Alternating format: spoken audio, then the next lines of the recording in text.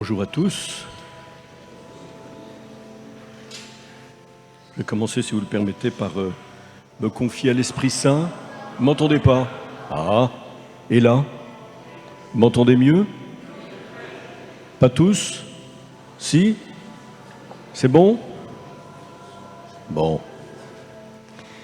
Je vais me confier à l'Esprit Saint par une prière que j'aime bien, qui a été inspirée à Sainte Mariam de Jésus crucifié, petite carmélite que vous connaissez sans doute, mais qui a fait son noviciat à Pau,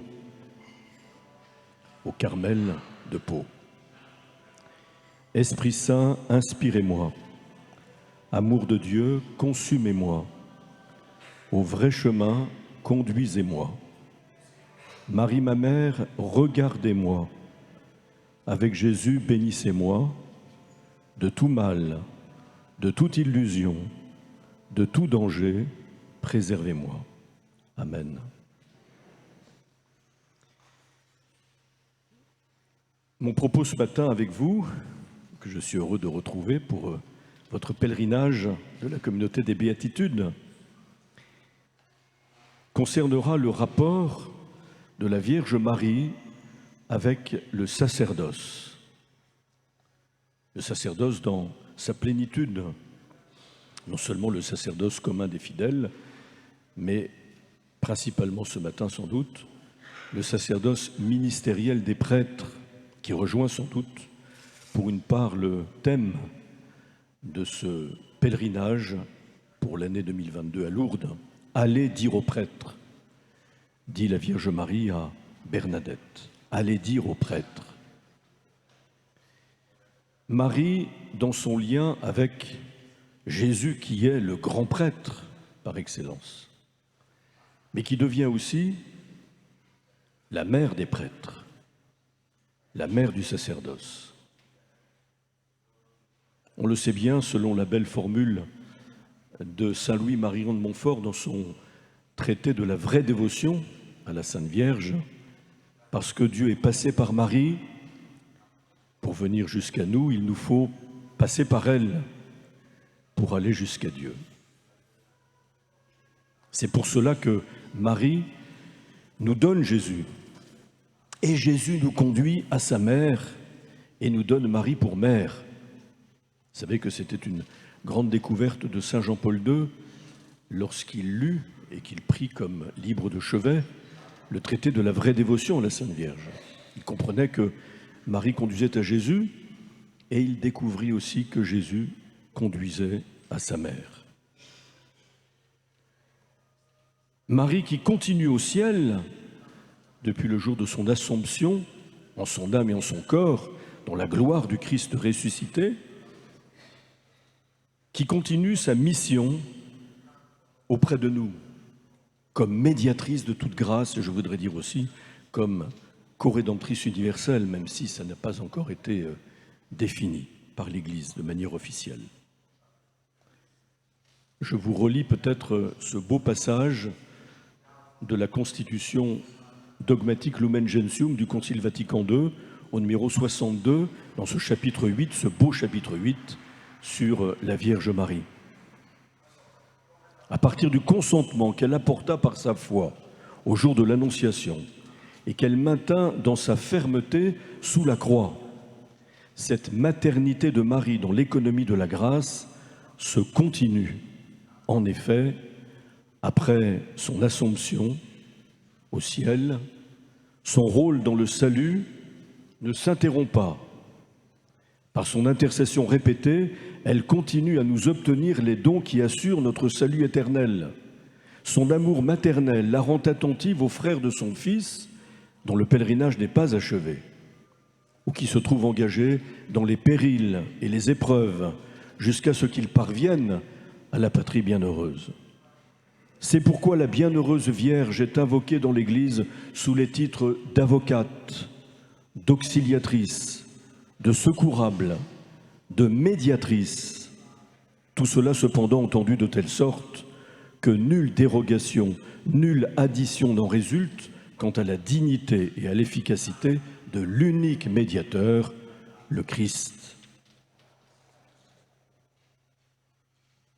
Appuyons-nous d'abord, si vous le voulez bien, sur ce que saint Jean-Paul II appelle, dans sa belle encyclique Redemptoris Mater, la mère du Rédempteur, l'itinéraire de foi de la Vierge Marie, qui trouve son achèvement précisément dans le triomphe de son Assomption. À l'Annonciation, elle prononçait son fiat.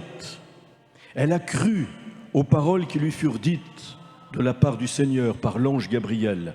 Elle a cru aux promesses qui lui furent dites sur ce Fils qui allait être conçu dans son sein virginal et qu'elle allait mettre au monde. En affirmant, après avoir entendu la salutation de l'ange, comblée de grâce, voici la servante du Seigneur, elle montre comment sa participation à notre rédemption est de l'ordre du service. Et je veux mettre à côté de ce mot service le mot ministère, qui veut dire la même chose. Comme le Fils de Dieu, plein de grâce et de vérité, comme nous dit saint Jean dans son prologue, s'identifie pour notre salut au serviteur souffrant de Yahvé. Marie se dit la servante du Seigneur, dans le même sens.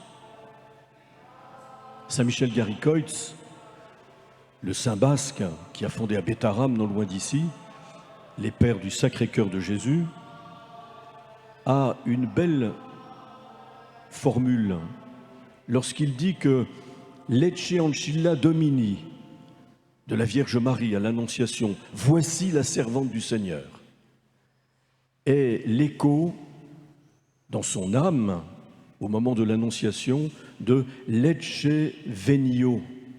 Voici, je viens pour faire ta volonté, du Verbe entrant dans le monde selon les paroles de l'auteur de l'Épître aux Hébreux.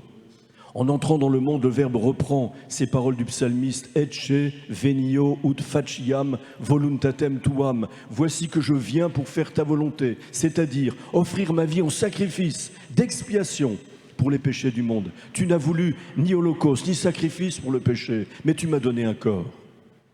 Et moi j'ai dit, voici, je viens pour faire ta volonté. Saint Michel Garicoitz nous dit que c'est le premier acte du Sacré-Cœur de Jésus en entrant dans le monde. En même temps qu'il dit, voici, je viens pour donner ma vie, Marie dit, voici la servante du Seigneur. Qu'est-ce qui est premier entre les deux ? Sans doute Saint Bernard, dans une belle lecture que nous lisons dans l'Office des lectures, dit Marie, nous attendons ton fiat, nous attendons avec impatience ton fiat pour que le Fils de Dieu se fasse homme en toi et qu'il vienne sauver le genre humain. Mais n'est-ce pas plutôt le voici, je viens pour faire ta volonté qui suscite ce Ecce Ancilla Domini, voici la servante du Seigneur. Voyez comment notre rédemption est née de cette alliance entre le voici, je viens pour faire ta volonté du Verbe fait chair et le voici, la servante du Seigneur, prononcée par la Vierge Marie au jour de l'Annonciation. Elle s'unit à celui qui sera le serviteur souffrant de Yahvé. À la Visitation, Élisabeth fait précisément l'éloge de la foi de la Vierge Marie.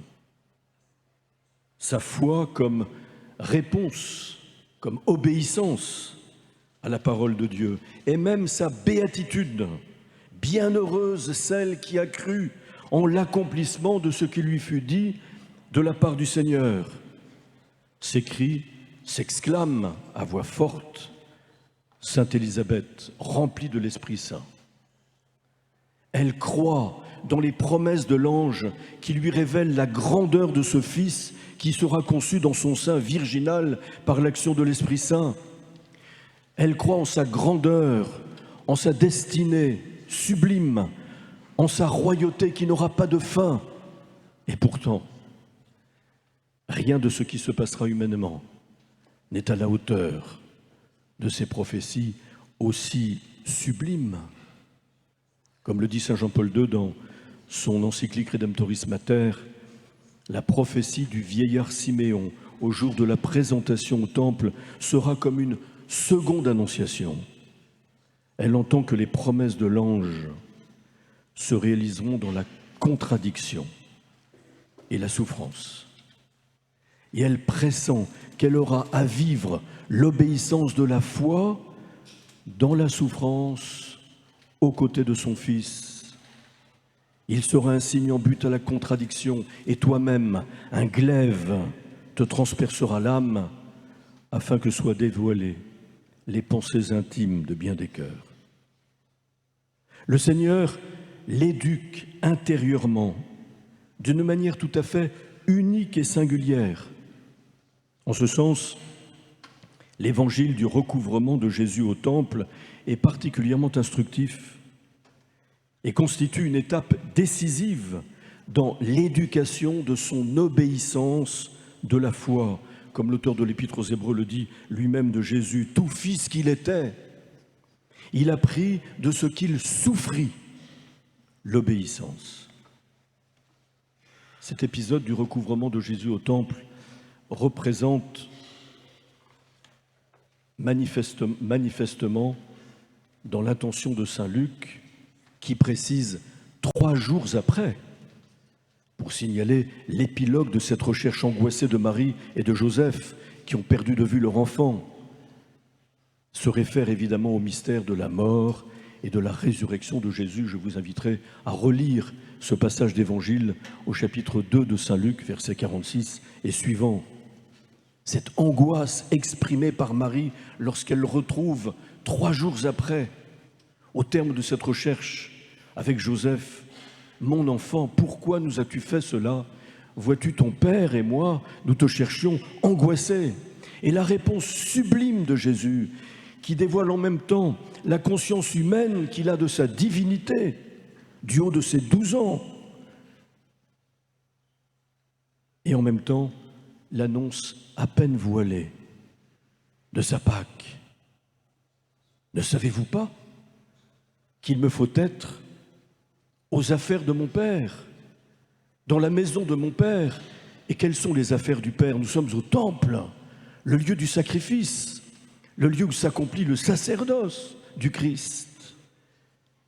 Pris d'entre les hommes, comme dit l'auteur de l'Épître aux Hébreux, il a été établi en faveur des hommes dans leur relation avec Dieu pour offrir dons et sacrifices pour le péché.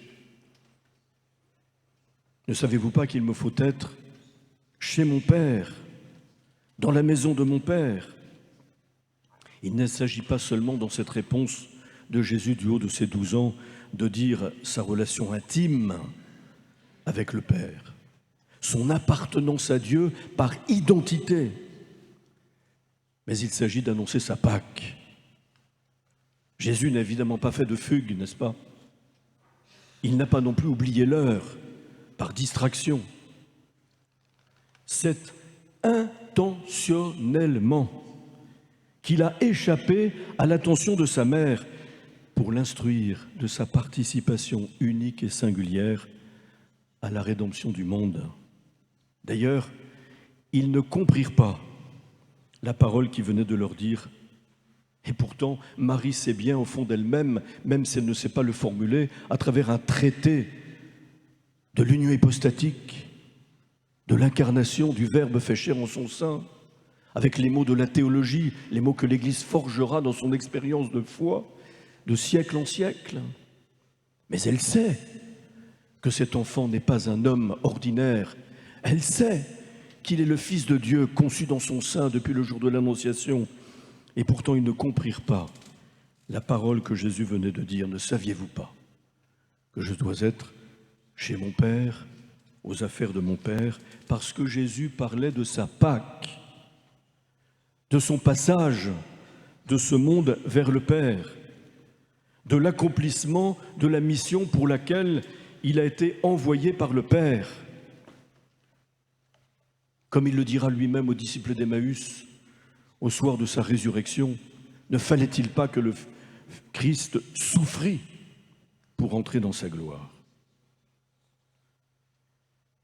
Et Marie, nous dit saint Luc, gardait fidèlement toutes ces choses et les méditait dans son cœur, alors que Jésus redescendit avec eux à Nazareth, et il leur était soumis pendant 30 années.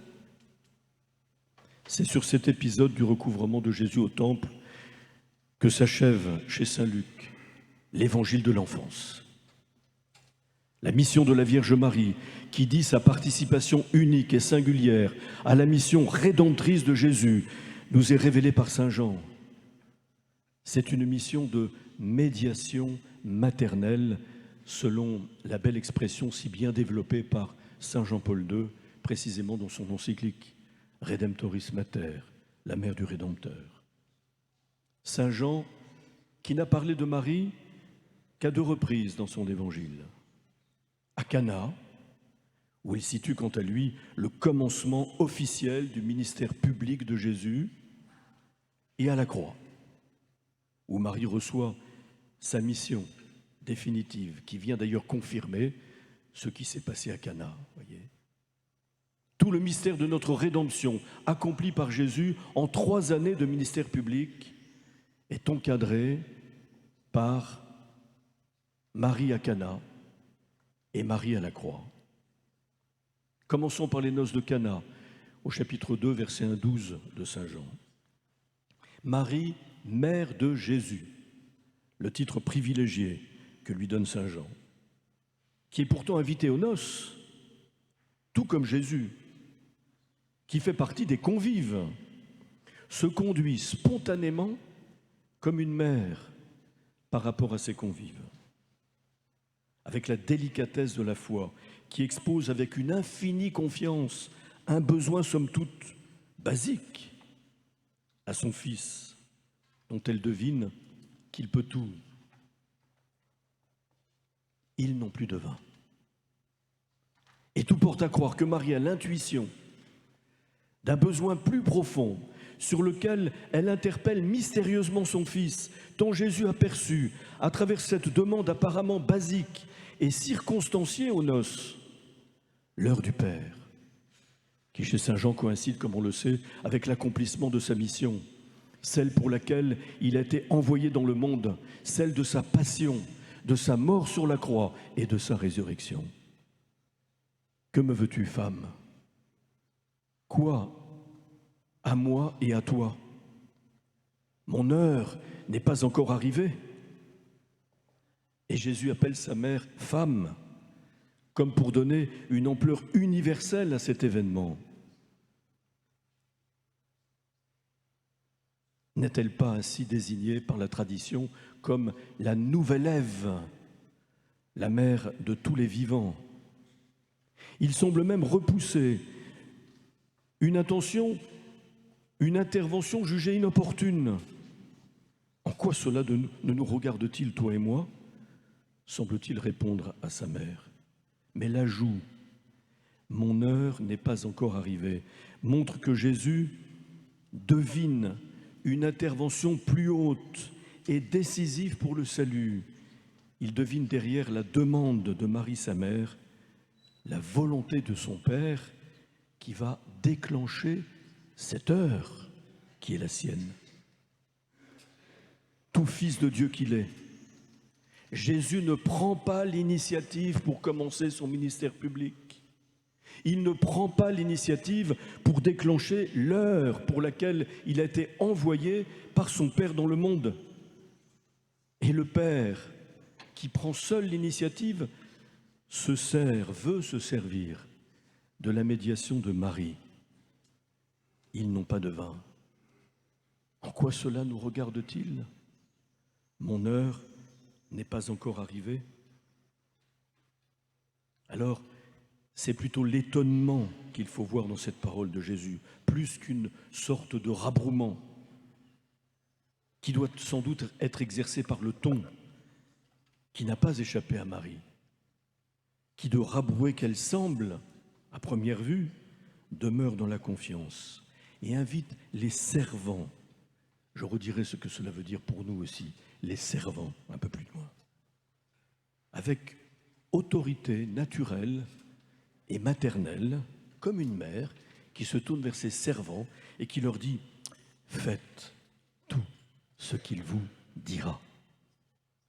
Et en effet, Jésus s'exécute et change l'eau en vin. Et Jean, qui aperçut la hauteur de l'événement, conclut, il manifesta sa gloire. Et ses disciples crurent en lui. Marie exerce là une médiation, une mission de médiation que l'on peut appeler une médiation maternelle. Le médiateur, comme vous le savez, c'est celui qui communique, qui communie aux deux extrêmes de la médiation, pour les relier, pour les faire entrer en communion. Jésus, en ce sens, est l'unique médiateur entre Dieu et les hommes, parce qu'il est à la fois Dieu et homme. Il a donc le pouvoir de réconcilier l'homme avec Dieu par sa passion, sa mort et sa résurrection. C'est ce qu'on appellera une médiation de rédemption. Marie, elle, est médiatrice entre Jésus et ses frères. Nous, comme dit l'auteur de l'Épître aux Hébreux, que le Christ n'a pas honte d'appeler ses frères, lui qui sera le premier parmi tous ses frères ressuscités, comme dira saint Paul. Elle est la mère de Jésus, selon le titre privilégié que lui donne saint Jean, et elle est inspirée d'être aussi une mère par rapport aux convives, une mère par rapport à nous. Elle communie aux deux extrêmes de la médiation, mère de Jésus et notre mère. Elle accomplit cette médiation par sa prière d'intercession. On distinguera la médiation de rédemption du Christ, l'unique rédempteur entre Dieu et les hommes, et la médiation d'intercession de la Vierge Marie. Distingue sans doute de la médiation de rédemption qui ne fait pas nombre avec la médiation du Christ, qui est unique entre Dieu et les hommes, mais qui se situe à l'intérieur même de la médiation du Christ. Lui, médiateur entre Dieu et les hommes, elle, médiateur entre Jésus et ses frères que nous sommes.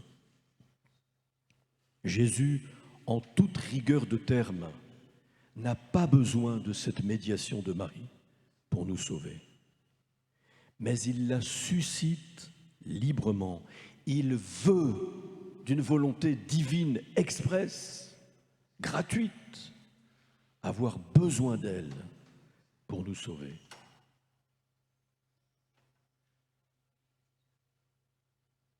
Et en effet, ce qui n'aurait pu être qu'accidentel, un rôle très circonstancié à l'événement des noces de Cana, sera confirmé solennellement par Jésus à la croix. Jean 19, 25-27. C'est la seconde fois en effet que Jean parle de Marie dans son évangile. On constate d'ailleurs que ces deux seules fois constituent comme un dialogue entre Jésus et Marie, et que ces deux dialogues encadrent, encore une fois, le ministère public de Jésus. Le premier ouvre le ministère public de Jésus à Cana, le second le clôt au Golgotha.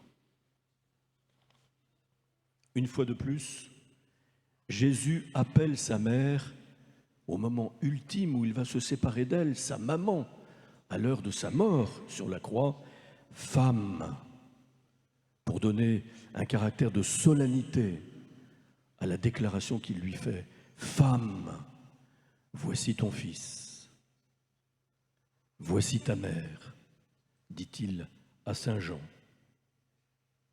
La tradition a bien compris qu'en confiant sa mère à Jean, non seulement cela confirme, s'il en était besoin, que Marie n'a pas d'autre fils, mais qu'à travers Jean, qui se nomme pudiquement le disciple qu'il aimait, dans lequel nous pouvons en effet tous nous reconnaître, c'est à tous les fidèles que Jésus demande de prendre sa mère chez eux.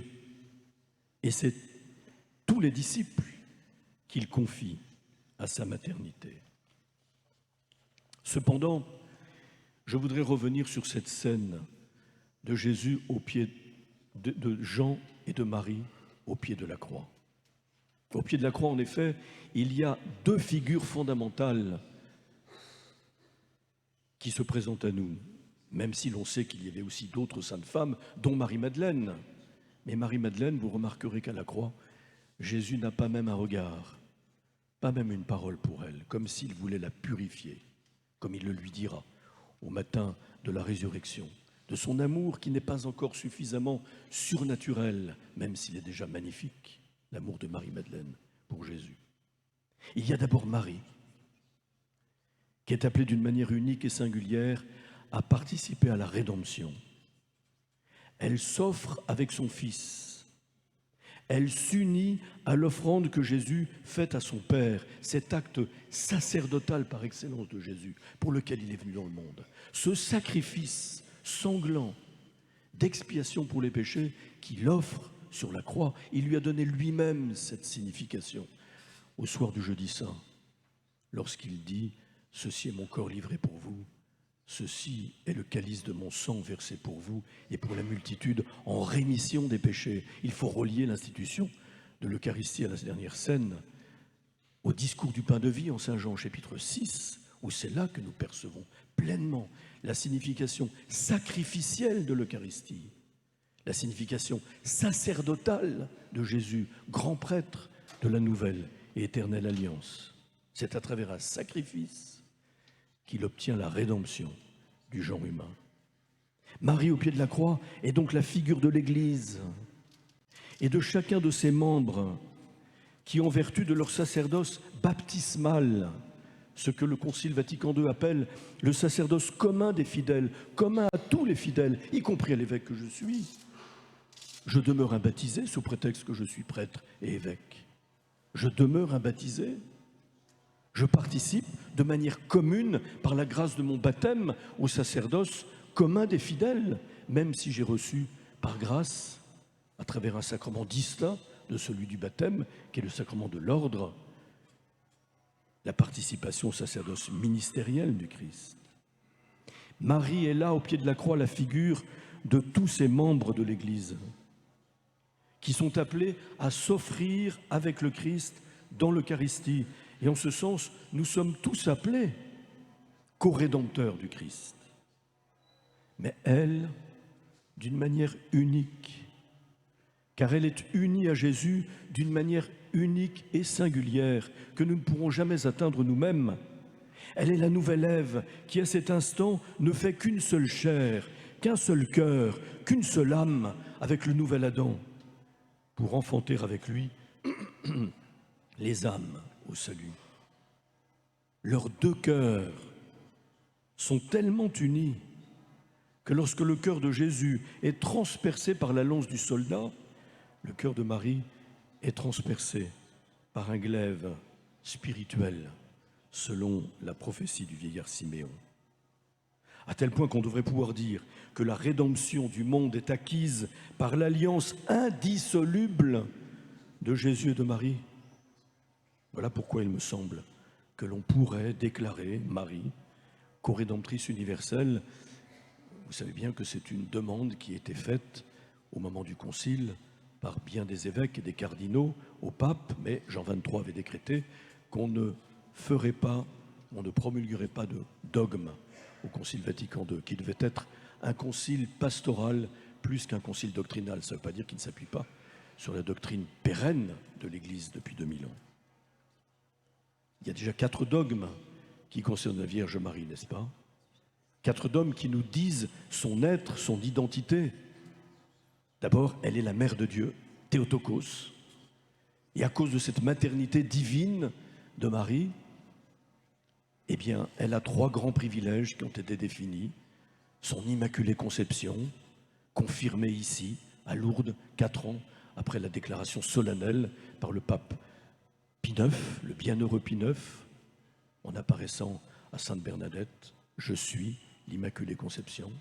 Sa virginité perpétuelle, n'oublions pas ce dogme si important de la virginité perpétuelle de Marie. Marie toujours vierge, comme nous le disons dans la prière traditionnelle de l'Église. Et son Assomption dans la gloire du ressuscité. Non seulement son âme, comme tous les saints du ciel, mais en son corps, par anticipation de la résurrection finale. Il pourrait bien qu'il y ait la définition, nous pouvons le demander dans notre prière, ça n'est pas interdit, d'un 5e dogme qui concerne la mission de la Vierge Marie comme co-rédemptrice universelle. Vous savez, Le cardinal Ratzinger, lorsqu'il était préfet de la Congrégation pour la doctrine de la foi, à qui l'on avait parlé de cette possibilité de déclarer ce dogme, était assez réservé, disant au fond c'est pas nécessaire, puisque nous sommes tous appelés à être co-rédempteurs. Mais lorsque devenu pape Benoît XVI, des évêques étaient venus à nouveau lui présenter cette supplique, il y était beaucoup plus ouvert. D'autres papes qui l'ont précédé, comme Pie XII, comme Saint Pie X, ont pensé et déclaré, sans que ce soit solennel, que Marie pouvait bien être co-rédemptrice universelle de l'humanité. Car il s'agit dans cette manière qu'a Marie de s'unir à l'offrande du Fils, de s'offrir avec lui. Il y a là quelque chose, je dirais, d'archétypique à l'heure où Jésus offre sa vie pour le genre humain tout entier. Marie, cette figure qui domine au pied de la croix, qui représente l'Église tout entière, tous ces membres que nous sommes, appelés à s'unir à l'offrande du Christ pour devenir avec lui co-rédempteurs de l'humanité, mais elle d'une manière unique et singulière. Et puis il y a Saint Jean. Jean ne représente pas ici les baptisés. Ils sont déjà représentés par Marie. Même si, comme on l'a dit, il n'est pas dispensé de s'unir lui aussi par sa propre offrande à l'offrande de Jésus. Mais Jean représente ici les apôtres qui ont reçu le pouvoir sacré de rendre présent cet unique sacrifice auquel il assiste de manière sanglante, mais de le rendre présent de manière non sanglante à travers l'Eucharistie. Il est le seul témoin parmi les apôtres du sacrifice sanglant qu'ils ont reçu le pouvoir, au soir de la dernière scène, de rendre présent jusqu'à la fin du monde pour le salut de toute l'humanité.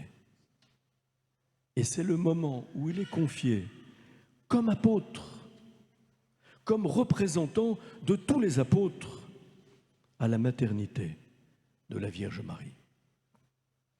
Voilà pourquoi je dis que Marie est vraiment la mère du sacerdoce, avant même d'être la mère de tous les fidèles, qu'elle est aussi, bien sûr. Ce qui signifie que les prêtres sont appelés à exercer leur ministère spécifique, leur ministère apostolique, qui s'accomplit pleinement dans la célébration du sacrifice eucharistique, dans une certaine dépendance de la Vierge Marie. Vous voyez, Pierre n'était pas présent au pied de la croix. Jean lui était présent. Et pourtant, c'est sur Pierre que Jésus a bâti son Église. Il aurait très bien pu dire à Pierre, bon, tu n'étais pas là, tu m'as même renié, allez, on va changer le programme, et désormais c'est Jean qui prendra ta place. Non, non. Malgré qu'il soit un renégat, et connu comme tel, et il ne s'en est pas caché dans sa prédication, enthousiaste à Rome, comme nous l'écrit saint Marc dans le récit de son évangile, Jean s'efface devant Pierre pour entrer au tombeau et constater que ce tombeau est vide, signe de la résurrection du Christ. C'est Pierre sur qui Jésus a bâti son Église et il le confirmera dans son rôle de premier au jour de son apparition au bord du lac de Tibériade. Simon, fils de Jean, m'aimes-tu plus que ceci? Par 3 fois pour lui rappeler son triple reniement. Et il répondra, Seigneur, tu sais tout, tu sais bien que je t'aime, paie mes agneaux, paie mes brebis. Mais c'est Saint Jean qui est le témoin privilégié, comme apôtre, au nom de tous les apôtres, du sacrifice sanglant du Christ, comme je pense que Saint Jean, lorsqu'il célébrait l'Eucharistie avec les disciples de la première heure, dès après la Pentecôte, ces paroles qu'il prononçait devaient résonner avec une profondeur inouïe dans son cœur, lui qui avait été présent à ces paroles.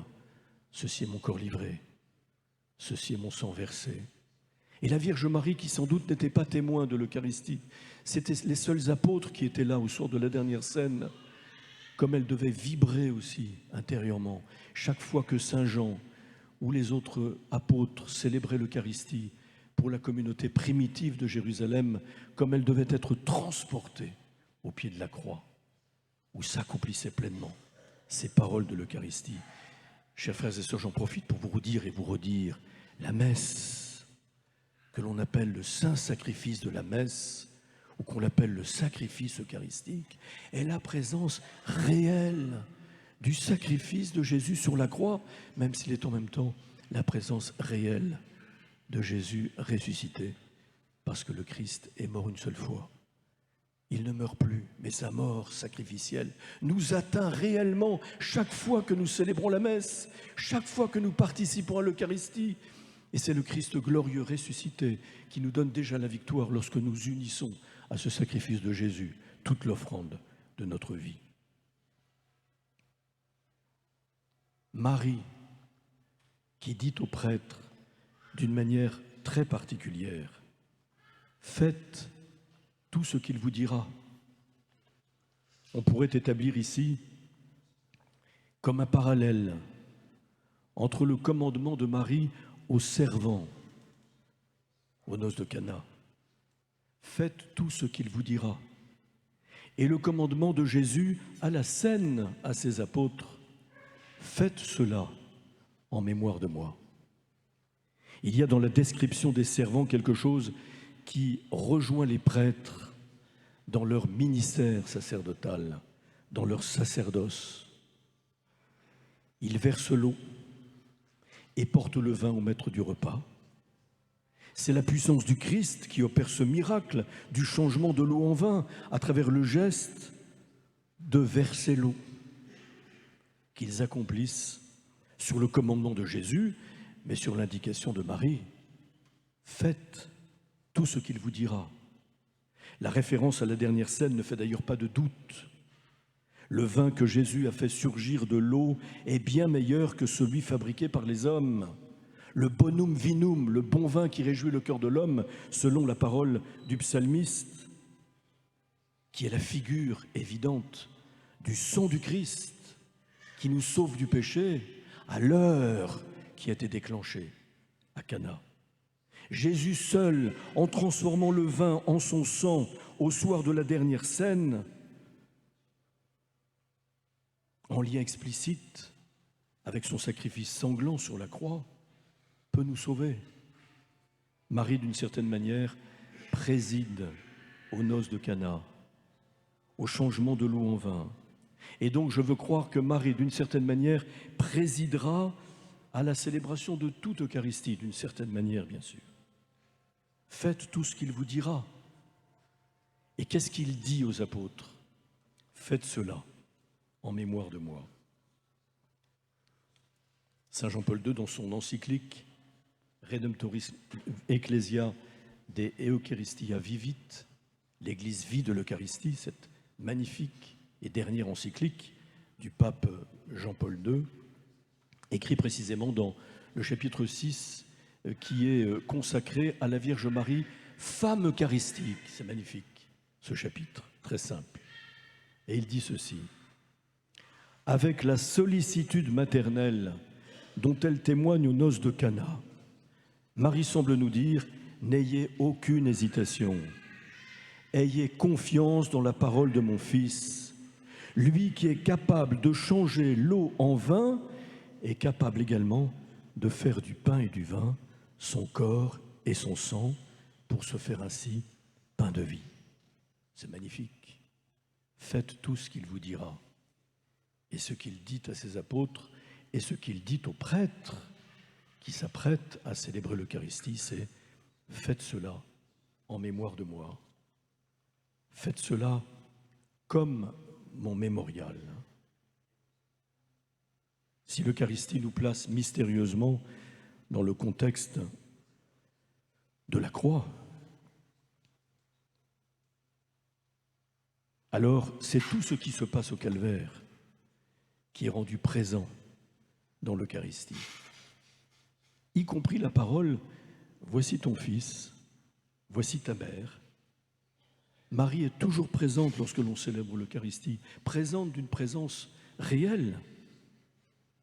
C'est pourquoi je crois personnellement que son image doit toujours être proche de l'autel, comme elle est là, proche de l'autel. Dans une église, il faut que Marie soit dans le cœur, non loin de l'autel, car lorsque Jésus donnait sa vie pour le salut du monde, accomplissant ces paroles de la scène, « Ceci est mon corps livré pour vous, ceci est mon sang versé pour vous, et pour la multitude en rémission des péchés », il disait en même temps, « Voici ta mère, voici ton fils ». Marie est toujours présente. C'est pourquoi personnellement j'aime aussi qu'à la fin de l'Eucharistie, on se tourne vers la Vierge Marie et que l'on chante la Vierge Marie au moment où nous allons quitter l'autel pour rejoindre le monde fortifié par la grâce de l'Eucharistie. J'aurais encore certainement beaucoup d'autres choses à vous dire, mais le temps passe. Je termine cet itinéraire de foi de la Vierge Marie avec la résurrection. On ne dit rien, n'est-ce pas, dans l'Évangile, d'une apparition de Jésus ressuscité à Marie sa mère, c'est le comble tout de même. Il apparaîtra à Marie-Madeleine, la première, et les saintes femmes.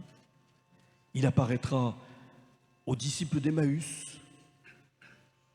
Il apparaîtra aux 11 rassemblés au Cénacle, au soir de Pâques. Mais ils ne nous disent pas, dans l'Évangile, que Jésus ressuscité soit apparu à la Vierge Marie. Je veux croire pourtant, selon la tradition, que ce fut sa première visite, comme on le voit dans l'iconographie chrétienne, en particulier dans cette belle chapelle des Saints de Solesmes, si vous la connaissez un peu, où on voit Jésus ressuscité donner la communion à sa mère, quasiment en pamoison, au matin de Pâques. Mais il n'est pas pour autant nécessaire que l'Évangile mentionne une apparition de Jésus ressuscité à la Vierge Marie. Et c'est même très instructif. Il nous faut sans doute pour nous des évidences de la foi, des évidences de crédibilité pour croire, même si la foi est un don que Dieu infuse dans notre âme gratuitement, qui nous fait adhérer à un mystère qui dépasse infiniment l'entendement. Nous avons besoin quand même, comme les apôtres, d'évidence, de crédibilité. C'est le discours cohérent de Jésus qui touchait les cœurs, comme celui des apôtres, dans la puissance de l'esprit de Pentecôte. Ce sont les miracles que Jésus accomplit, qui continue d'accomplir dans la vie de l'Église, ici à Lourdes, mais vous le savez vous aussi, parfois vous en êtes témoin. Si Jésus apparaît à ses apôtres, c'est pour les confirmer dans la foi, parce qu'il leur confère une mission tout à fait spécifique, d'annoncer l'Évangile jusqu'aux extrémités de la terre. Il faut qu'ils soient crédibles, mais c'est avec les yeux de la foi qu'ils le reconnaissent. En ce sens, l'apparition de Jésus ressuscité à Marie-Madeleine, aux disciples d'Emmaüs et aux apôtres est de l'ordre du miracle et constitue pour eux un signe fort de crédibilité. Mais c'est la foi qui vient de ce que l'on entend, c'est-à-dire de la parole de Dieu, entendue en profondeur, qui les fera adhérer au mystère de la résurrection. Les disciples d'Emmaüs le reconnaîtront non pas avec les yeux de la chair, ils ne savaient pas que c'était Jésus qui leur parlait et qui ouvrait leur intelligence à son mystère. Mais c'était la fraction du pain, grâce à sa parole qui les avait instruits, chemin faisant. Il faut noter que plus les disciples le connaissaient de l'intérieur, plus l'évidence de crédibilité est faible.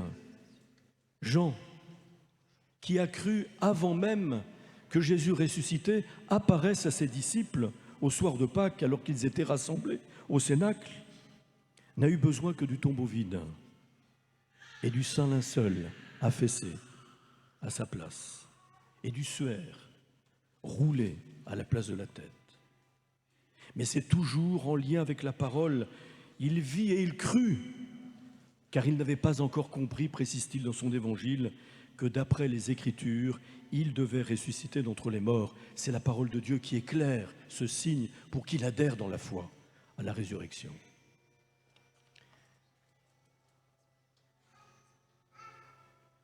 M'est avis que Marie préparé intérieurement depuis si longtemps, et méditant tous les événements dans son cœur, à la lumière de l'Écriture sainte qu'elle rumine, qu'elle médite avec assiduité, a compris que Jésus devait ressusciter d'entre les morts avant même que Jésus ressuscite. Elle croit aux paroles que Jésus a si souvent répétées lorsqu'il annonçait sa mort et sa résurrection. Il faut que le Fils de l'homme monte à Jérusalem, qu'il souffre beaucoup de la part des hommes, qu'il soit tué et que le troisième jour il ressuscite. Je veux croire qu'au moment de la résurrection, où Jésus sort de l'espace et du temps précisément, par une déflagration de lumière très spéciale, je veux croire en effet qu'à ce moment précis, la lumière de la résurrection s'imprime mystérieusement, non seulement sur le Saint-Suaire, qui reste une énigme pour les scientifiques de notre temps, mais est venue révéler au cœur de Marie la résurrection de son Fils, qui s'est ainsi manifesté à elle. Je veux croire qu'elle est la première, en effet, à être témoin de cette lumière de la résurrection. Et c'est à elle, la première sans doute, que s'appliqueront ces paroles de Jésus à Thomas, parce que tu me vois, l'apparition comme un miracle, comme une évidence de crédibilité, disent encore les théologiens, tu crois. Heureux ceux qui croient sans avoir vu. C'est vrai pour nous, mais c'est vrai ô combien pour la Vierge Marie, qui croit en la résurrection de son Fils sans l'avoir vu.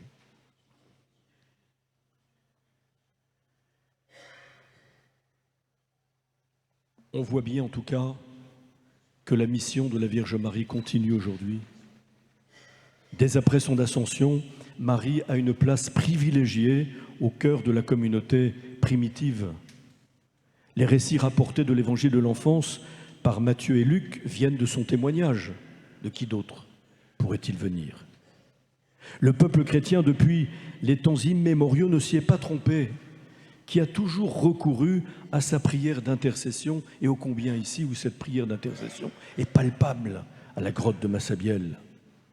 C'est là que prend tout son sens le titre que le pape Paul VI, prenant à contre-pied l'ensemble des pères du Concile, en promulguant la constitution dogmatique Lumen Gentium, le 21 novembre, fête de la présentation de Notre-Dame, 1964, proclamait Marie, mère de l'Église. Nous croyons que la très sainte Mère de Dieu, nouvelle Ève, mère de l'Église, continue au ciel son rôle maternel à l'égard des membres du Christ, en coopérant à la naissance et au développement de la vie divine dans les âmes des rachetés. C'est un passage du Credo de Paul VI en 1968. Son entrée dans la gloire en son âme et en son corps, définie dans le dogme de l'Assomption par le pape Pie XII en 1950, montre bien le désir que Jésus a non seulement d'honorer sa mère et de la récompenser, mais de l'associer encore plus à sa grande prière d'intercession au ciel, lui dont l'auteur de l'Épître aux Hébreux nous dit qu'il est toujours vivant pour intercéder en notre faveur. Uni dans son corps et dans son âme au Christ ressuscité, qui présente au Père les stigmates de sa passion, en particulier la blessure de son cœur qui a tant impressionné saint Jean, qui nous en donne un témoignage appuyé dans son évangile, que l'œuvre de la rédemption s'accomplit jusqu'à la consommation des siècles. Elle continue quant à elle à présenter au Père son cœur transpercé par le glaive spirituel. Marie continue d'être notre mère. Elle continue même à être notre reine, attentive maternellement à tous nos besoins, ceux de l'humanité, mais douée du pouvoir d'une reine, ce pouvoir que Jésus lui-même lui a confié. La vision de saint Jean dans l'Apocalypse nous en apporte une éclatante confirmation, n'est-ce pas? Apocalypse 12, 1 et suivant. Marie est la femme, ce signe grandiose qui est apparu dans le ciel. Le soleil l'enveloppe, c'est son corps qui est entré dans la gloire. Du soleil qu'est Jésus lui-même, ressuscité. La lune est sous ses pieds.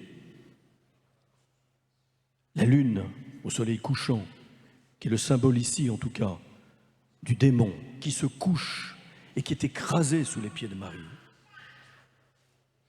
Et son dernier ennemi qui est la mort, et la mort est entrée dans le monde par l'envie du diable, n'est-ce pas? Eh bien, elle est victorieuse de la mort. C'est ce que veut nous dire aussi cette vision de l'Apocalypse. 12 étoiles couronnent sa tête, la couronne royale. Elle participe au combat eschatologique qui est toujours aujourd'hui présent.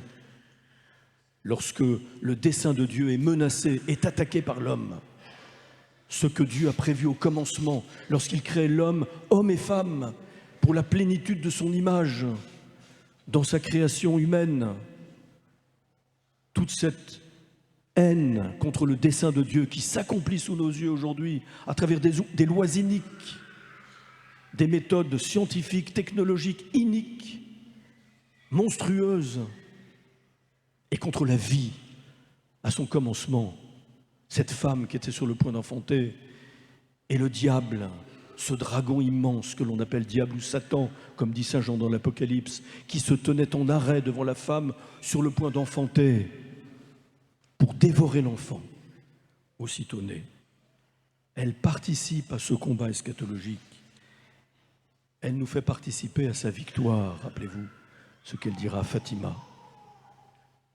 Mon cœur, à la fin, mon cœur immaculé, triomphera. Voilà ce que je voulais vous dire sur la Vierge Marie en son lien avec le mystère de notre rédemption, qui passe en effet par le combat de la croix, qui continue jusqu'à la fin des temps, à travers les épreuves que l'humanité est appelée à traverser. La rédemption, dont le Christ, grand prêtre, par excellence, souverain grand prêtre, est l'acteur principal, lui qui est l'unique médiateur entre Dieu et les hommes. Représenté ici, rendu présent par les prêtres, en particulier dans la célébration du saint sacrifice de la messe, et Marie participe d'une manière unique et singulière. Elle est la mère du grand prêtre, elle est la mère des prêtres. Je vous invite particulièrement aujourd'hui à confier les prêtres à la Vierge Marie. Ils sont les fils de prédilection de la Vierge Marie, comme nous l'avons vu à la croix. Amen.